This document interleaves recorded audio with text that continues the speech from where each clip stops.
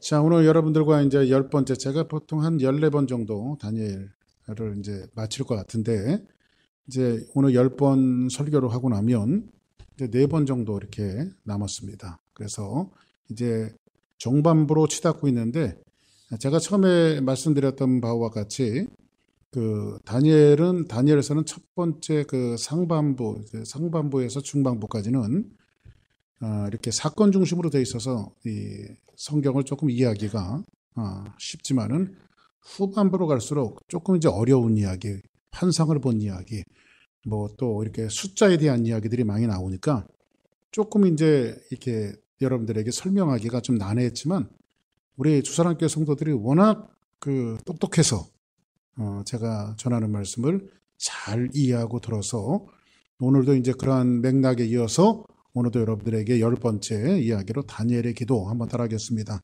다니엘의 기도. 다니엘의 기도라고 하는 타이틀을 가지고 여러분들과 함께 10번째로 은혜를 나누고자 합니다. 자, 오늘은 이제 기도에 대한 이야기를 조금 여러분들과 말씀을 좀 나눠보기를 원합니다. 우리가 기도라고 하는 것은 모든 종교에게 다 있어요. 교회도 기독교도 기도를 하고 천주교도 기도가 있고요. 불교도 그다음 무슬림도 기도가 없는 종교는 거의 없는 것 같아요. 다 기도가 있습니다. 제가 옛날에 일본에서 왔던 남녀호랑개를 믿는 분이 기도하는 걸 봤더니 그 사람들은 그냥 남녀호랑개님 하면서 뭐 그렇게 그냥 하는지 그것만 남녀호랑개님 이것만 하는데 이렇게 그 사람 이렇게 무슨 볼일 보고 왔는데도 1시간 있는데도 안 나와. 그렇게 이렇게 아주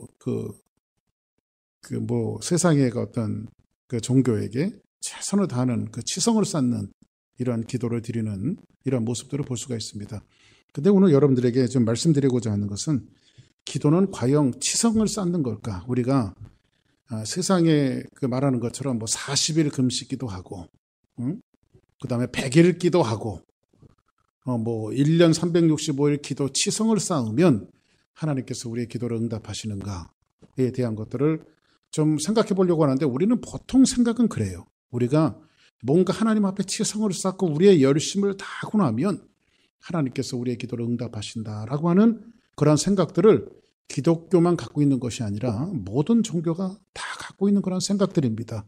그런데 물론 하나님 앞에 치성을 쌓고 우리의 정성을 다하는 그 모습은 중요하지만 그러나 여탄 다른 종교들이 갖고 있는 치성을 쌓는 그 모습 속에서 응답을 목적으로 해서 하는 기도는 원래 사실 성경적인 기도가 아니고 성경이 원하시며 주님이 원하시는 그런 기도가 아닙니다. 그러면 오늘은 이 기도의 모범을 보였던 다니엘은 어떤 모습을 가지고 하나님 앞에 기도했는가에 대한 모습을 가지면서 한 번은 기도의 모범을 한번 보는 그런 시간을 좀 가질까 합니다. 자, 오늘은 다니엘인데 이 다니엘은 천성 자체가 그렇게 타고난 인생의 자체가 다니엘은 늘 기도의 사람이었어요. 어떻게 이 사람을 기도를 했냐면 한번 성경 한번 보실까요? 자, 오늘 다니엘서 6장 10절에 있는 말씀입니다. 같이 한번 크게 한번 읽습니다. 자, 시작.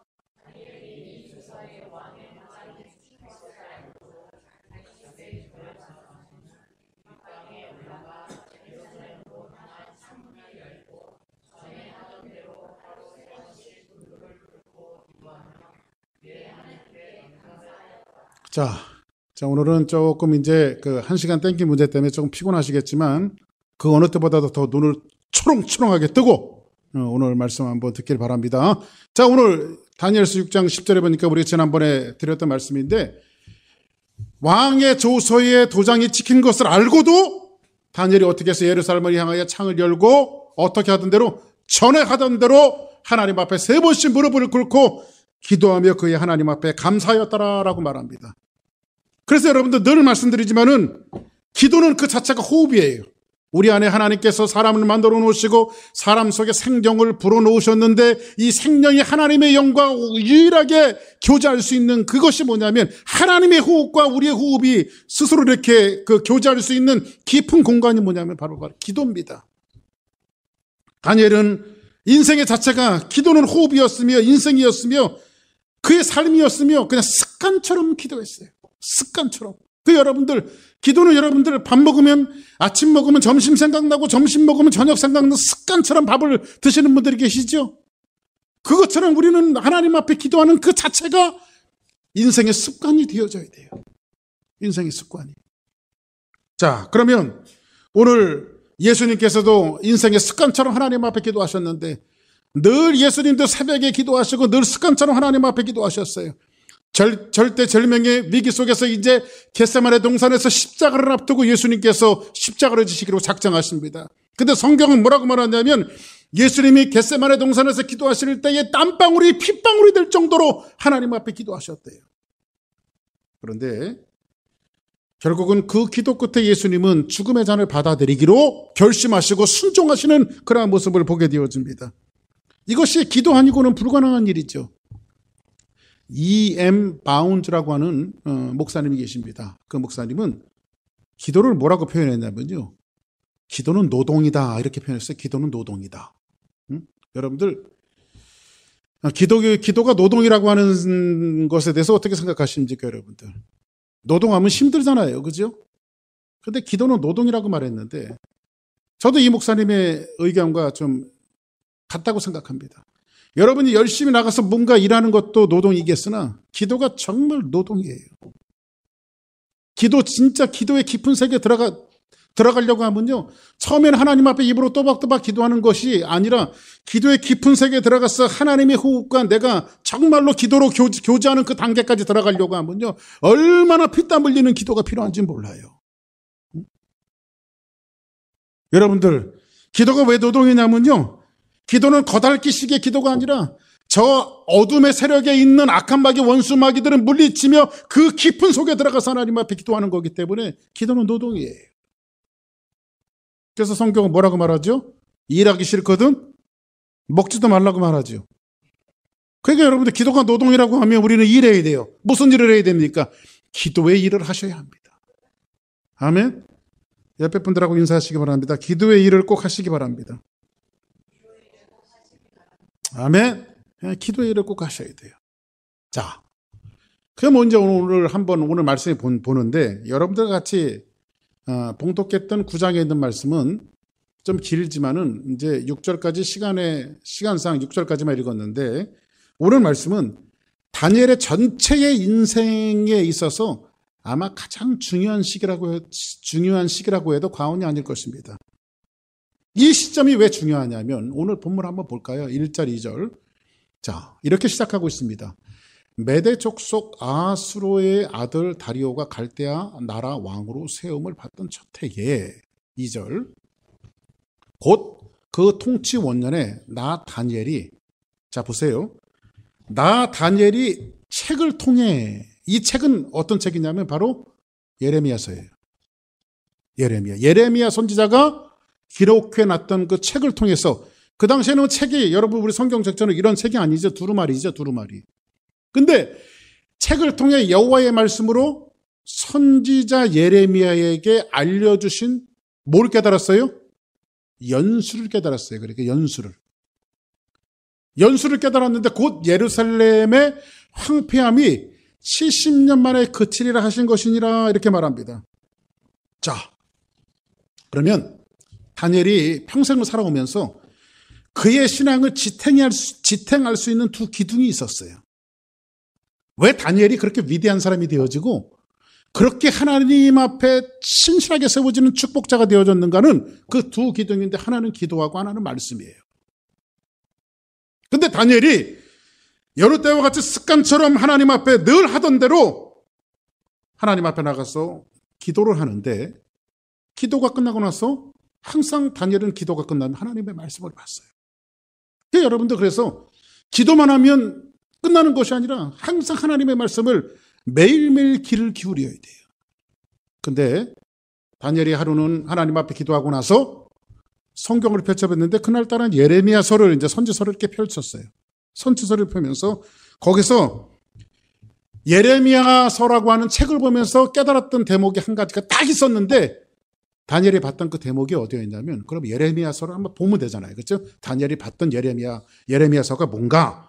자, 그러면 다른 예레미야 25장 9절부터 14절까지 좀 긴데 제가 한번 읽어 드릴게요. 보라, 내가 북쪽 모든 종족과 내 종 바벨론의 왕 느부갓네살을 불러다가 이 땅과 그 주민과 사방 모든 나라를 쳐서 진멸하여 그들의 놀램과 비웃음 거리가 되게 하며 땅으로 영원한 폐허가 되게 할 것이라 여호와의 말씀이라. 10절 시작.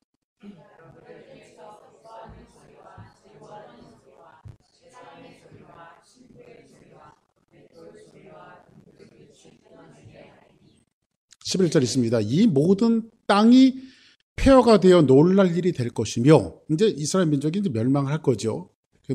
이 민족들이 몇 년 동안 요 70년이라고 하는 말이 다니엘이 요 예레미야서에서 보게 돼요.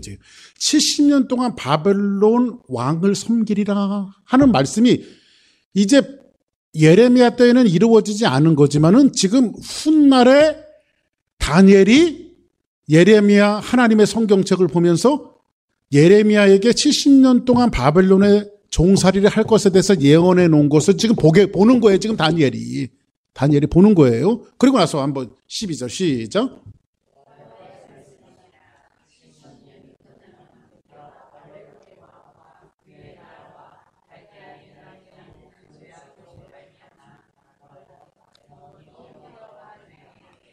자, 그러면 바벨론 왕이 그의 나라와 갈대아인의 땅에 그 죄악으로 말미암아 벌하여 영원히 폐허가 되며, 그러면 여기서 보니까 70년 만에 이스라엘 민족들은 해방되어지고 바벨론 나라는 망한다라고 하는 것을 누구에게 가르쳐줬어요? 예레미야에게 가르쳐준 거예요. 지금 예레미야 선지자에게 가르쳐준 것을 지금 훗날에 누가 보고 있는 거예요? 성경책을 통해서 다니엘이 보고 있는 거예요. 지금 그 얘기를 하는 겁니다. 자, 13절 시작.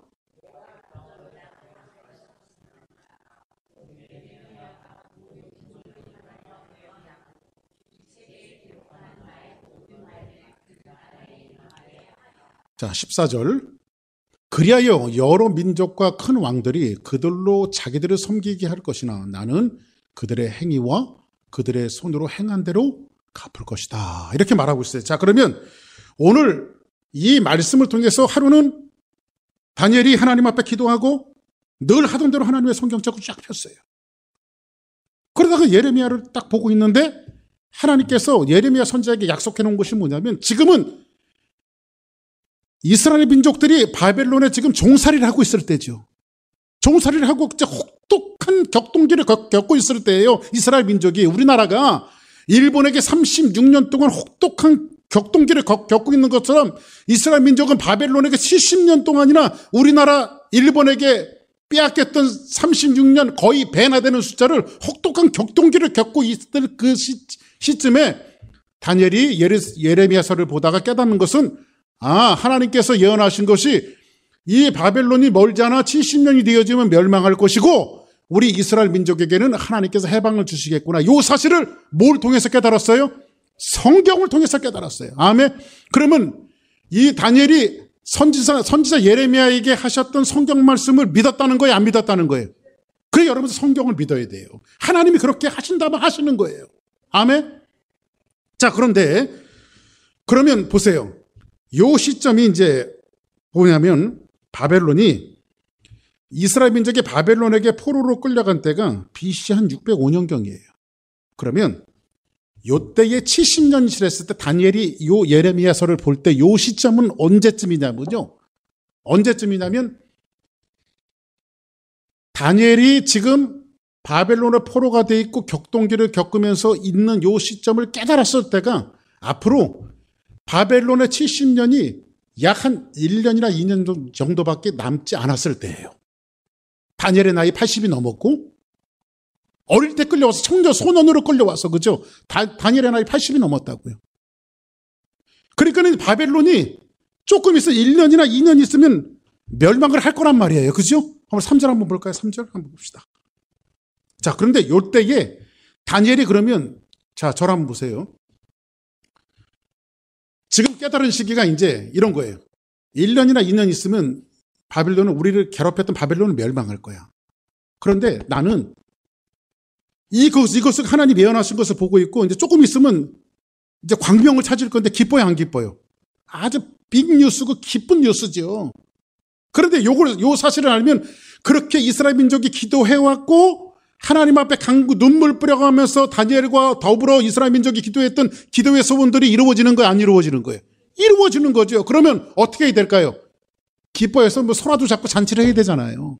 그렇죠? 근데 요 사실을 깨닫고 다니엘이 어떤 반응을 보이느냐. 이 사실을 깨닫고 나서 다니엘은 과연 잔치를 벌렸을까 뭐를 했을까 3절에 나오는데, 자 어떻게 하냐면 같이 한번 읽습니다. 시작.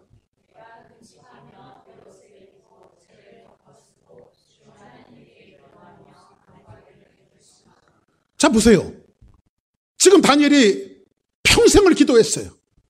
다니엘이 평생 기도한 내용이 뭐였죠? 하나님, 이 이스라엘 민족에게 해방을 주시고 우리를 괴롭히는 저 바벨론을 멸망시켜 주세요. 이 기도를 평생을 해왔어요. 근데 한 1, 2년 있으면 이스라엘 민족을 해방을 받을 거예요.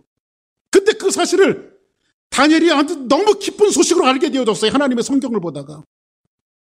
그러면 이 잔치를 벌일 요량인데 다니엘이 뭐라고 말하냐면 그 사실을 알고 나서 금식하여 베옷을 입고 죄를 덮어쓰고 주 하나님께 기도하며 간구하기로 뭐 했어요? 결심. 그러니까 기도를 했는데 기도를 더하기로 결심했어요. 지금까지 기도해왔지만 하나님 앞에 더 기도하기로 결심했어요. 어떻게? 금식하고 죄를 뒤집어쓰고 베옷을 입어가면서 하나님 앞에 더 기도하기로 결심을 했어요. 자, 그러면 이 의미를 조금 이따가 다시 한번 말씀드리는데, 이 지금 어마어마하게 기쁜 소식이 들려온 거예요. 사실은요, 기쁜 소식을 알게 되어진 거예요. 근데 왜 다니엘이 더 하나님 앞에 금식하며 베옷을 입고 하나님 앞에 철저하게 더 기도하기로 왜 결심했을까요? 그 이유를 예레미야서를 보면서 다니엘이 또 느껴요. 근데 그게 예레미야 34장에 나오는데, 한번 좀 길지만 자, 한번 같이 한 절씩 한번 교독해 볼게요. 좀 길지만 성경을 알아야 되니까. 자, 다니엘이 이제 이 내용을 봤는데, 그러므로 여호와의 말씀이 여호와께로부터 예레미야에게 임하니라 이러시되, 예레미야가 한 말씀을 예레미야서를 보는 거예요. 지금 다니엘이요. 여러분 다니엘이라고 생각하고 이 말씀을 한번 보면 여러분들 기도하고 싶은 마음이 생기나 잔치를 벌여야 되나 알 것 같아요. 예? 자, 이 말씀을 읽으면서 내가 잔치를 벌일까 아니면 더 기도할까? 요게 따라서 여러분의 신앙생활이 결정될 것 같아요. 자, 그래서 예레미야에게 임한 말씀은 이제 다니엘이 보는데 13절 시작.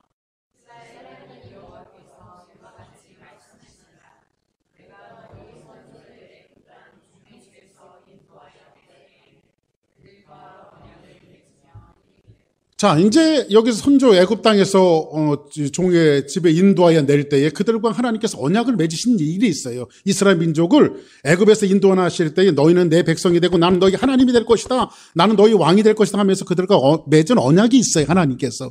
그런데 14절 시작.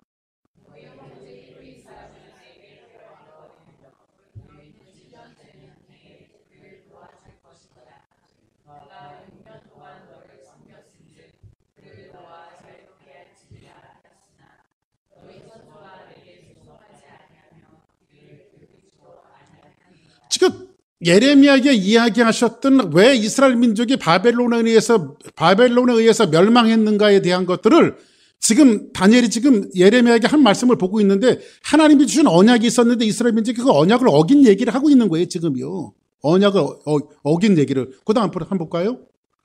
그러나 너희는 이제 돌이켜 내 눈앞에 바른 일을 행하여 각기 이웃에게 자유를 선포하되 내 이름으로 일컬음을 받는 집에서 내 앞에서 계약을 맺었거늘. 하나님께 계약을 맺었는데 16절 시작.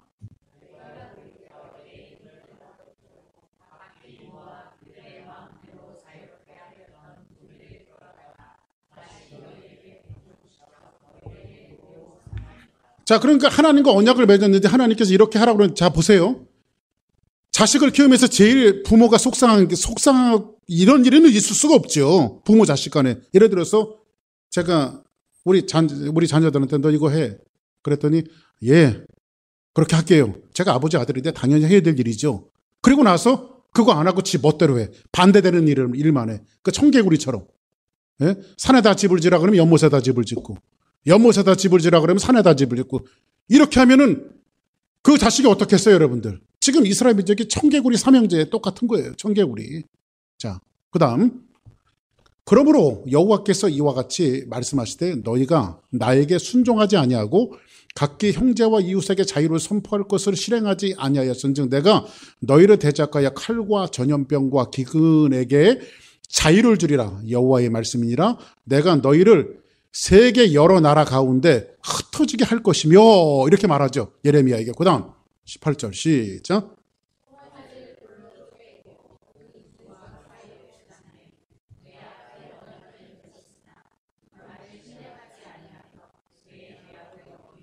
하나님과 맺었던 언약들을 이스라엘 민족이 파괴하고 그 하나님의 언약을 지키지 않은 거예요. 이스라엘 민족들이요. 그렇죠?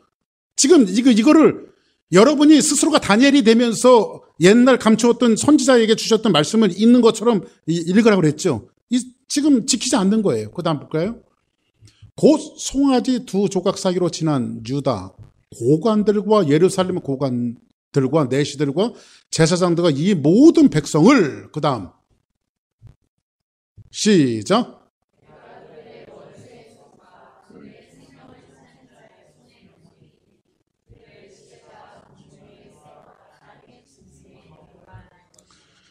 그들의 시체가 공중의 새와 땅의 짐승의 먹이가 될 것이래요. 그죠? 그 다음 볼까요? 21절. 내가 유다의 시드기야의 왕과 그의 고관들을 그의 원수의 손과 그의 생명을 찾는 자의 손과 너에게 떠나간 바벨론 왕의 군대의 손에 넘기리라. 22절 같이 한번 봅니다. 시작.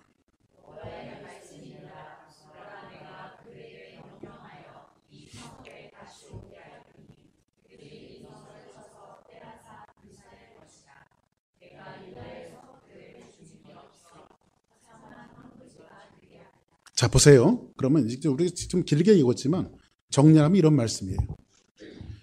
지금 다니엘이 70년이 되어지면 바벨론은 멸망할 것이고 이스라엘 민족은 해방을 받을 것인데 거의 목전에 와 있어요. 1, 2년 있으면 이 70년이 채워져요. 근데 예레미야를 읽다가 불시에 계속해서 읽어가기 시작했어요. 가슴에 흥분된 마음으로.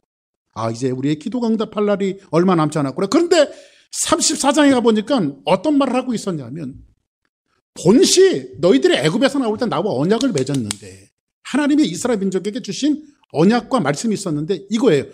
우상 섬기는 일에 대한 것들은 이거는 당연한 거고 말할 가치조차도 없는 것이며 그러니까 여러분들 우리가 신앙생활할 때 여러분들이 이해해야 할 그런 부분들이 있어요. 그것은 뭐냐면요. 신앙생활 할 때는 하나님이 이런 것들을 꼬집을 때는요, 기본적인 베이직적인 것들은요, 당연히 해야 될 거라는 거예요, 당연히. 그런데 오늘 이 말씀에서 무엇을 이야기하냐면, 내가 너희들에게 언약을 주었는데, 너희들과 나와 언약이 뭐냐면, 이런 거예요. 여기서 언급하고 있지는 않았지만, 6일 동안 세상에 일했으면, 하루는 하나님 앞에 나와서 안식일을 지켜야 하고. 그죠? 왜 안식한다라고 하는 것은 뭐냐면 우리가 큰 대차 붙고 쉬는 것이 아니라 하나님 앞에 안식하면서 우리가 하나님의 형상을 받고 태어났기 때문에 우리의 속에 있는 영성이 하나님의 호흡을 매주마다 주일날 이렇게 예배에 나와서 하나님 앞에 예배드리면서 받아야 남은 또 일주일을 세상에 나가서 우리가 이길 수 있는 힘이 생기는 거예요. 그래서 여러분들 주일은 그래서 하나님 앞에 지켜야 되는 거예요. 그런데 오늘 이 말씀에서 이야기해주고 있는 것은 본질적인 것이 뭐냐면 너희들은 일주일이 7일째 되는 날은 안식일을 하지만은 한 해, 두, 세, 네, 다섯, 여섯, 6년 동안은 너희들이 땅을 다 경작해서 농사를 지을 것이지만 7년째 되는 한 해는 너희들이 농사를 짓지 말아라. 이것은 뭐냐면 매일매일 바쁘게 살았던 자기의 모든 삶을 스탑함으로 1년 동안은 하나님께서 어떻게 그들의 인생을 공급하시는 것인가에 대한 것들을 하나님이 그들을 통해서 알게 하시는 거예요. 우리가 사실 여러분들 보세요. 우리가 여러분들이 열심히 일해서 먹고 사는 것 같지만 우리의 일상의 모든 삶을 돌이켜보면 하나님이 공급하시는 것들이 있어요. 그것을 우리의 마음속에 인지하며 살아가는 것을 우리는 믿음이라고 하고 신앙이라고 하는 거예요.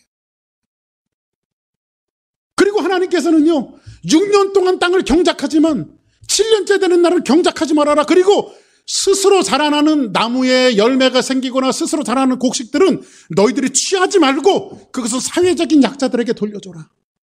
이것은 뭐냐면 고아와 과부와 가난한 이들과 나그네와 그들이 6년 동안 너희들이 다 너희들의 소득이 될 것이지만 7년째 되는 그 모든 것들은 너희들이 다 거두어라. 거두지 말고 나눠주라고 말합니다.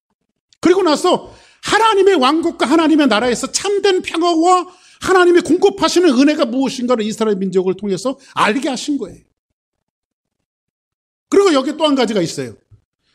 6년 동안 예를 들어서 원래 하나님은 시브리 민족 같은 민족끼리는요, 노예를 삼지 못하게 하셨어요. 그런데 인생의 탐욕이 예를 들어 살다 보니까는 예를 들어서 저는 부자고 예를 들어 우리 최강혁 집사가 저한테 채무를 줬어요. 돈을 빌렸어요. 돈을 못 받는 갚지 못한단 말이에요. 그죠? 그러면 너 우리 집 와서 종살이라도 해. 그래서 저 사람을 종살이를 해서 우리 집에서 종살이를 했으면요, 계속해도 갚을 길이 없으면 계속해서 종살이를 해야 되죠. 근데 하나님께서 뭐라고 말하냐면 너희들이 누구를 종으로 노예로 끌고 온 사람이 있으면 그거 두지 말고 7년째 되는 안식 전에는 다 풀어줘라. 남의 전답을 뺏은 것이 있으면 그것도 다 풀어주고 다 돌려주고 본인에게 돌려주고 누구를 종살이를 했으면 그 사람도 다 돌려줘라. 그리고 7년이 지나면 7, 49, 49년 다음에 50년이 되어진 하나님은요, 모든 것을 다 원위치 시켜놓는 거예요. 원위치. 근데 지금 예레미야를 통해서 하나님께서 이제 꼬집고 있는 것은 뭐냐면 너희들이 종으로 잡아왔는데 그 사람 돌려주지도 않았고 너희들이 안식일을 지키지도 않았고 안식년을 지키지도 않았고 너희들 그 탐욕 때문에 너희들이 갖고 있는 탐욕 때문에 여러분들 경작 6년 동안 경작해서 1년을 쉬게 해줘야 되는데 그거 쉬면 어떻게 해요? 하나라도 더 심어갖고 더 걷어야지. 더 걷어야지. 그러니까 인간의 탐욕이요, 계속해서 쉬지 않고 뿌리고 거두고 하니까요, 하나님께서 이스라엘 민족을요, 바벨론에 의해서 강제적으로 하나님께서 안식을 시켜버린 거예요. 이 사건이요. 왜냐면 안 쉬니까. 하나님의 자녀들이 안 쉬니까. 강제적으로 하나님께서 안식을 시켜버린 거예요. 몇 년 동안요. 70년 동안 안식을 시켜버린 거예요. 농사를 못 짓게 되니까요. 하나님께서 아예. 그리고 노예를 풀어주지 않으니까 깡그리 다 잡아다가 하나님께서 다 노예를 삼아버렸어요. 그들을요. 누구에 의해서? 바벨론에 의해서. 지금 그 얘기를 지금 다니엘이 지금 보고 있는데 우리 조상들이 이러한 극악무도한 죄를 지었기 때문에 우리가 이렇게 어두움 속에 있었구나. 70년 동안 이 민족이 철저하게 하나님 앞에 회개하지 않고 설사 2년 있다가 다시 고국고토로 돌아간다 할지라도 우리는 달라지는 게 없다. 그래서 다니엘이 결심을 한 거예요. 하나님 앞에 회개하기로. 할렐루야. 아멘. 근데 여기에서 보니까는 회개하는 것이 세 가지로 지금 이야기해주고 있는데 다니엘이 어떻게 기도를 하고 있어요? 베옷을 입고 죄를 뒤집어 쓰고 또 세 번째는 뭐예요? 금식하고 이 기도를 하고 있어요. 다니엘의 세 가지 기도인데 첫 번째로는 다니엘이 베옷을 입고 기도했다라고 하는 것은 여러분들 우리나라 요즘에는 뭐 이렇게 장례식 치를 때 검정색 양복 입고 이제 서구화가 되어져서 검정색 양복 입고 이렇게 장례식을 치릅니다만 원래 우리나라는요, 제가 어릴 때 보더라도요, 전부 다 베옷 입어요. 그리고 여기 새끼줄 두르고요, 아이고 그랬다고 베옷 입었다고. 근데 베옷을 입는다는 뜻이 무슨 뜻인지 아십니까? 한번 따라하세요. 나는 부모님을 돌아가게 하신 죄인입니다. 죄인이라는 뜻으로 베옷을 입는 거예요. 그렇죠? 그 다니엘이 지금 베옷을 입었다라고 하는 것은 하나님, 이 민족이 우리 조상이 그리고 내가 하나님 죄인입니다. 이놈이 죄인입니다. 이걸 하나님 앞에 베옷을 입고 하나님 앞에 정말 금식하며 지금 기도하고 있는 거예요. 두 번째 베옷을 입는 이유가 있어요. 그것은 뭐냐면요. 자 보세요. 배옷은 여러분들 제사장들이 입었던 옷인데 배옷은 통풍이 잘 돼야 안 돼요? 배옷이 통풍이 잘 되죠. 요즘에는 배옷이 비싸요. 옛날 죄인들이 입었는데 요즘에 고급진 사람들이 입는 데니까 여름에.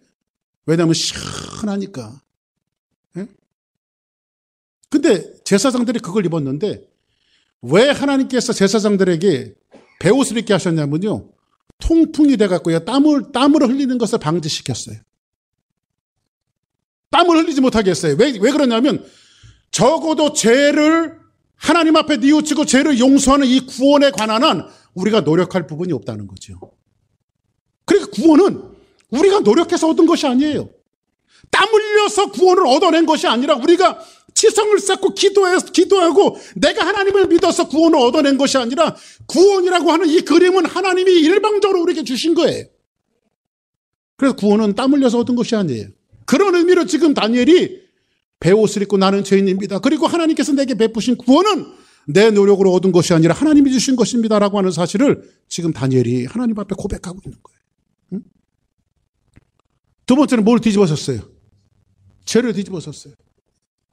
여러분들 죄는 뭡니까? 죄 하면 뭐가 생각나세요? 절망이죠?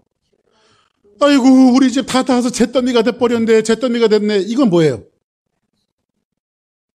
아무 소망이 없다는 거죠. 아무 희망이 없다는 거죠. 다니엘이 지금 죄를 뒤집어섰다라고 하는 것은 이런 뜻이에요. 하나님, 내가 할 수 있는 일은 아무도 없습니다. 하나님만이 나의 소망이십니다. 하나님, 잿더미가 된 이 민족 가운데, 잿더미가 된 우리 교회 가운데, 잿더미가 된 우리 가정 가운데, 잿더미가 된 나라고 하는 존재 속에 하나님의 은혜가 찾아오지 않으면 안 됩니다. 이것을 지금 고백하는 거예요. 이것이 우리 교회의 기도가 되어야 되겠죠. 아멘. 교회 이름은 바꿀까요? 잿더미 교회로? 응? 하나님의 희망이 없으면 안 됩니다. 이 기도를 하나님 앞에 드리는 거죠.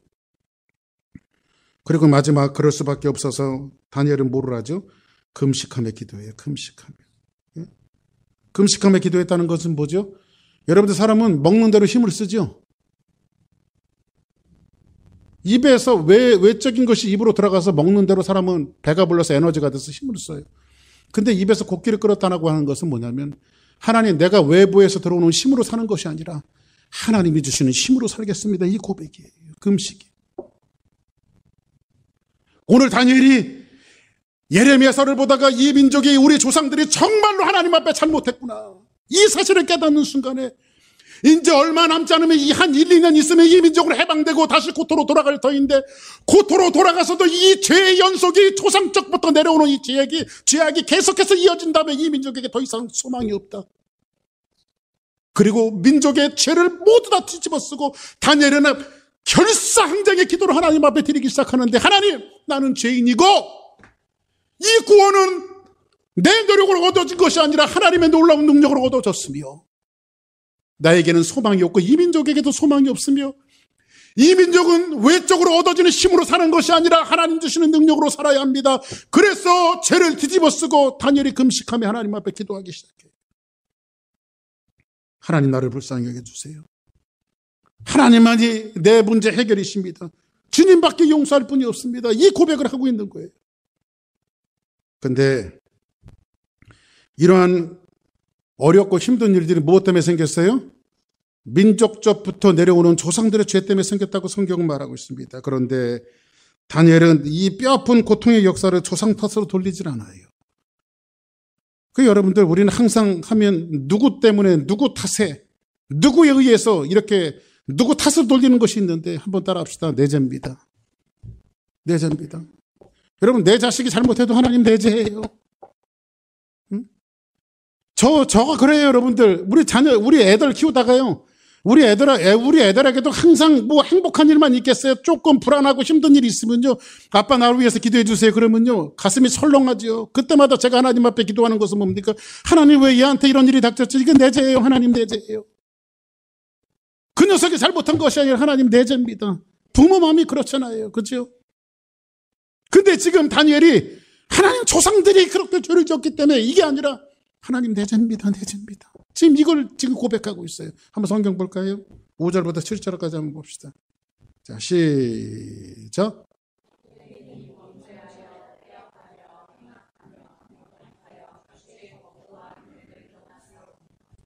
우리가 이미 범죄하여 패역하며 또 행악하며 반역하여 주의 법도와 규례를 뭐 했어요? 떠났어요. 사랑하는 여러분, 우리 주사랑교회 성도들은 하나님의 법도와 윤례를 떠나지 않기를 주의 이름으로 축복합니다. 그냥 저는 그래요. 말씀대로 살면 하나님이 은혜 주세요. 하나님의 말씀대로 살려고 여러분들이 몸부림치며 하나님이 복을 주세요. 아멘. 그것이 맞나 안 맞나 여러분들이 최선을 다해서 하나님을 섬겨보세요. 6절 한번 볼까요? 시작.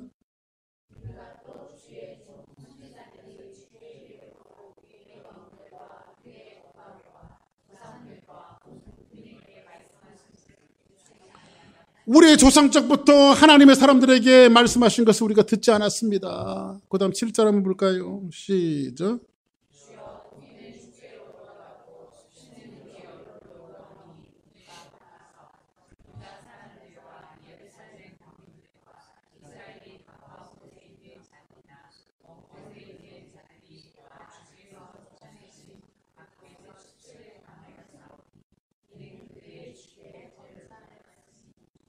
아멘. 지금 다니엘이 지금 조상 태태예요. 이게 우리 죄라고 말해요. 내 죄라고 말해요. 하나님 내 죄입니다. 응? 캐톨릭에서 이거 하잖아요. 저 언제 한번 가르쳐 드렸잖아요. 여러분 가슴 내 탓이오. 내 탓이오. 캐톨릭에서 이거 하는데 이런 건 좋은 것 같아요. 응? 한번 해볼까요? 3번만 해봅시다. 내 탓이오. 내 탓이오. 내 탓이오. 자, 그러면 이렇게 합니다. 내 가정이 힘든 것도 그러면 여러분은 내 탓이요, 내 탓이요, 내 탓이요. 자, 내 가정이 힘든 것도 똑똑해서 잘해요. 응, 우리 교인들이 참 똑똑히 하나를 가르쳐주면 10개를 해. 응? 응? 우리 교회가 힘든 것도 내 탓이요, 내 탓이요, 내 탓이요. 한 분이 속으로 그런 얘기는 목사님 탓이요, 목사님 탓이요, 목사님 탓이요. 다니엘이 여러분들 민족의 모든 죄를 끌어안고 내 탓이요, 내 탓이요 이 기도를 해요. 여러분들 통회하면서 민족을 위해서, 가정을 위해서, 교회를 위해서, 공동체 회복을 위해서 다니엘이 지금 하나님 앞에 기도하고 있어요.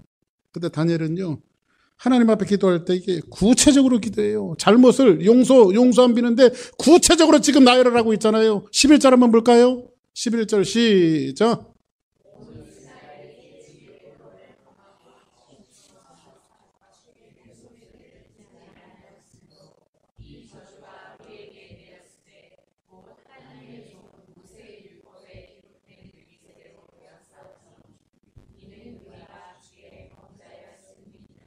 하나님의 율법을 범했기 때문에 이 죄악이, 이 엄청난 시련이 우리에게 임했습니다. 이것을 고백하고 있어요. 이때 하나님께서는 이제 이것이 진정한 회개이고요. 이 정말 용서가 있었을 때에 이때부터 하나님께서 진정한 하나님의 일들이 시작됨을 여러분 믿기를 주의 이름으로 축원합니다. 12절 한번 볼까요? 12절 시작.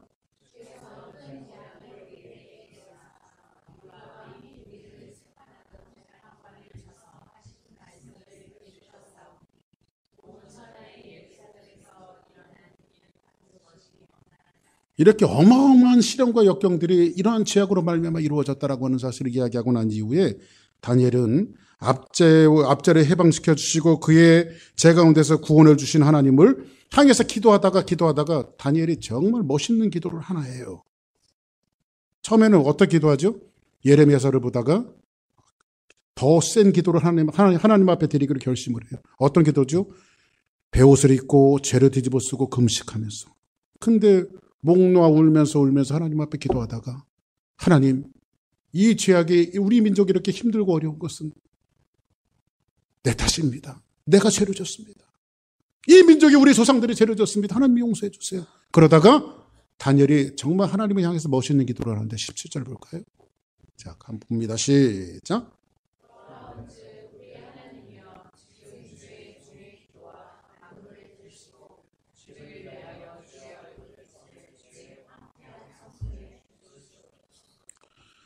다니엘은 기도하다가 뭐라고 기도하냐면 그러한즉 우리 하나님이여 지금 주의 종의 기도와 간구를 들어주시옵소서.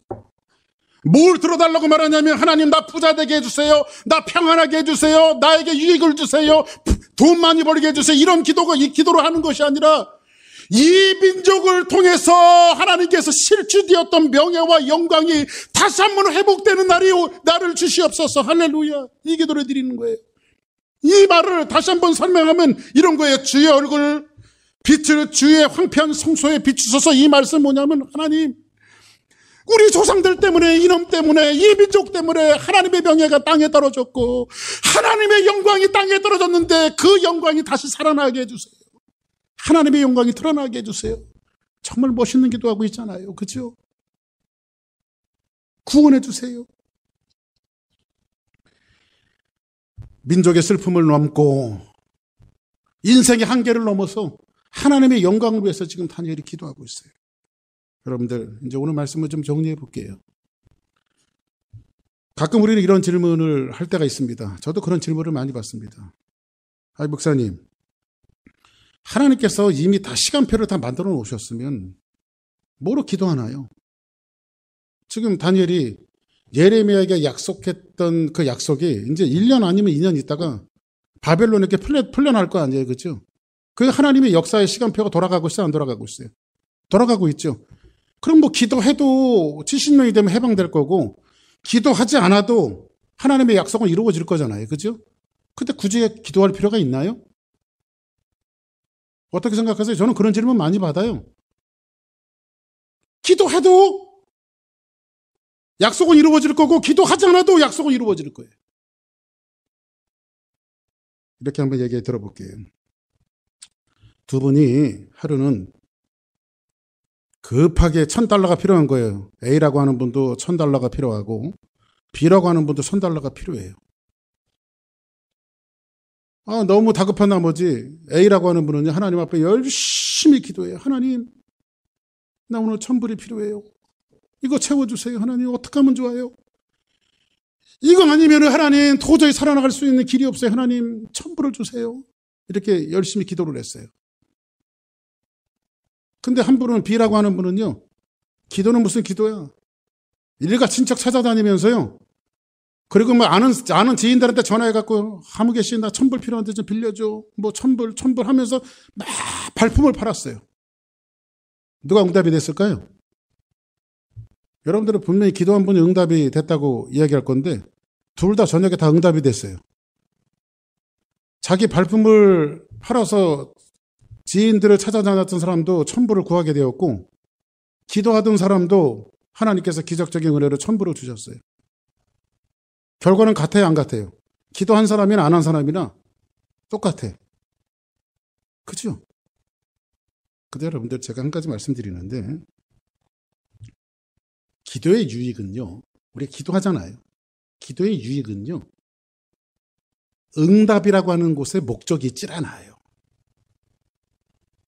그 기도를 하면 꼭 응답을 받아야 된다고 말하는데, 기도의 유익은 응답이라고 하는데 목적이 있는 것이 아니라 아마 B라고 하는 사람은 평생 그렇게 살았을 거야. 발품 팔고. 근데 A라고 하는 분은 기도하면서 그 깊은 세계 속에서 하나님을 정말 많이 경험하고 살았을 거야. 그리고 기도하다 보면 기도 속에서 하나님을 호흡하고 하나님을 경험하고 하나님을 체험하고, 그리고 자기 기도하면서 응답받은 것에 대한 눈금이 거지겠죠. 그래서 여러분들 5만 번 응답받은 뮬러의 기도 비밀이라고 하는 책을 읽어봤습니까? 평생에 조지 뮬러는요 5만 번이나 하나님의 기도의 응답을 받았대요. 근데 그 사람은 하나님 앞에 기도하면서 응답받는 일들을 상세하게 그 책에 기록해놨어요. 근데 그 사람의 결론이 뭔지 아십니까? 이것은 내 노력으로 얻어진 것이 아니라 내가 기도했을 때 하나님께서 내게 주신 응답이라고 말하고 있어요. 그것은 그 사람의 재산이지요. 그 사람은 평생 살아가면서 하나님을 신뢰할 겁니다. 하나님을 의지할 거예요. 어떤 일이 닥쳤을 때의 인간적인 노력으로 해결하려고 하지 않고 정말 하나님 앞에 매달리며 기도했을 거예요. 그렇죠? 이것이 우리에게 기도가 주는 유익이죠. 그렇죠? 이것이 우리가 기도해야 할 이유입니다. 하나님의 해방은 똑같이 70년이 되면 이루어질 거예요. 그러나 기도한 사람과 기도하지 않는 사람의 인생이 달라져요. 다를 수밖에 없어요. 기도는 이런 거예요, 여러분들. 자전거 배워보셨죠? 자전거 타는데요. 처음에 저도 자전거 배울 때요. 자전거 이게 중심 잡기가 힘들잖아요. 넘어지기도 하고 까지기도 하고. 그 저는 자전거 배우다가 넘어져 갖고요. 여기 무릎에서 상처가 지금도 남아 있어요. 옛날에 자전거 배우다가. 근데 자전거 한번 배워놓으면요. 아무 때나 올라타도 자전거가 타지더라고. 제가 뭐 자전거 탈 일이 뭐가 있겠습니까? 그렇죠? 20년이 지나고 나서 자전거를 타봤는데 그 자전거가 타지더만요. 안 넘어지고. 기도가 그런 거예요, 여러분들. 기도가. 한 번 우리 안에 들어오는 기도가요. 이 기도의 훈련이 바로 그런 겁니다. 다니엘은 하나님 앞에 기도했습니다. 왜 기도했을까요? 하나님을 더 알아가기 위해서. 하나님을 더 깊이 이해하기 위해서. 그리고 그 기도 속에서 하나님께서 깊은 하나님의 경륜과 비밀을 가르쳐요. 그래서 여러분들 기도는요. 이론이 아닙니다. 기도는 동사예요. 그냥 하는 거예요. 아멘? 기도는 하는 거예요.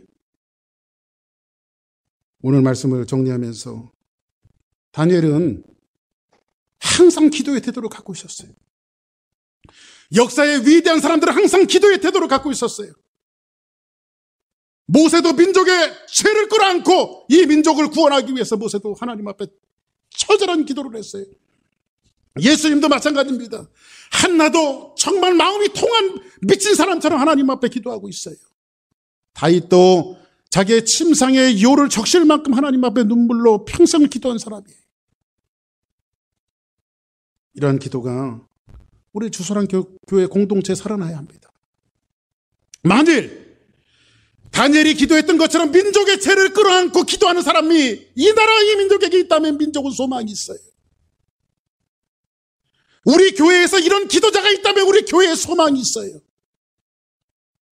여러분 가정 구성원들 중에 여러분 한 사람만 그렇게 기도하면 여러분 가정에 소망이 있어요.